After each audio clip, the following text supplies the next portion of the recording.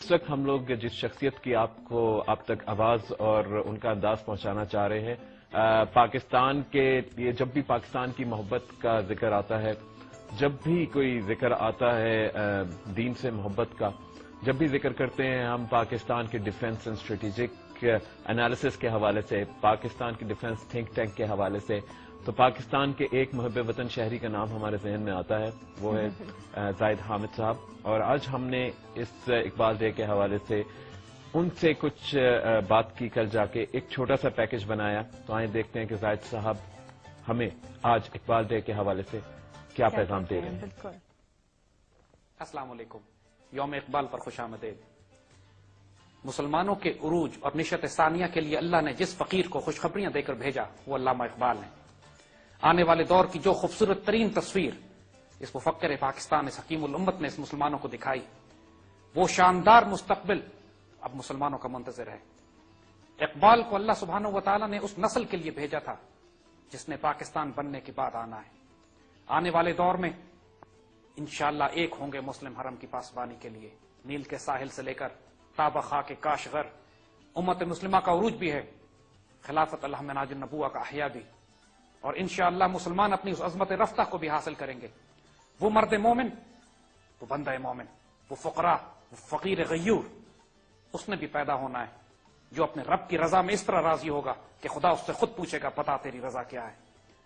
آنے والے دور میں اس امت رسول صلی اللہ علیہ وآلہ وسلم کی جس نسل کی تربیت کرنی ہے، اس کے لیے خوبصورت ترین تحفہ اللہ سبحانہ و تعالیٰ نے 20ویں صدی کے آغاز میں کلام اقبال کی شکل میں ہمیں دیا۔ اقبال کا کلام شیروں اور دلیروں کے لیے، اقبال کا کلام زندہ و جاوید قوم کے لیے، اقبال کا پیغام اس قوم کے لیے جس نے دنیا کی امامت کرنی ہے۔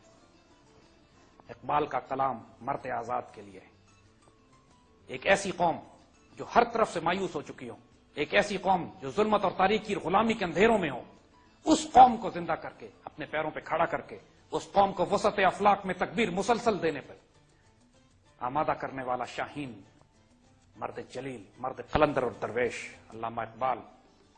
بد نصیب ہوگی وہ قوم جو اس سے فیض نہ لے سکے، اور خوش نصیب ترین ہوں گے وہ لوگ جو کلام اقبال سے عشق رسول اور ادب رسول سیکھ کر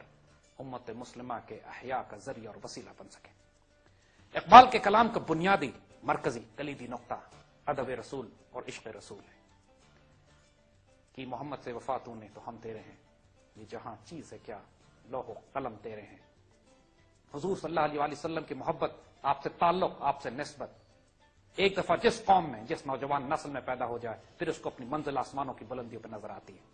کلام اقبال آج کے دور میں قرآن و سنت کی خوبصورت ترین منظوم تشریح، اقبال کا فارسی اور اردو کلام پوری دنیا میں اس وقت بھی انقلاب برپا کر رہا تھا، آنے والے دور میں بھی انقلاب برپا کرے گا۔ اور آج الحمدللہ پاکستان کی نوجوان نسل دوبارہ اقبال کو زندہ کر رہی ہے، الحمدللہ دوبارہ اقبال کو سینے سے لگا رہی ہے، اور انشاءاللہ وہ مرد شاہین، وہ فقر غیور کے حامل،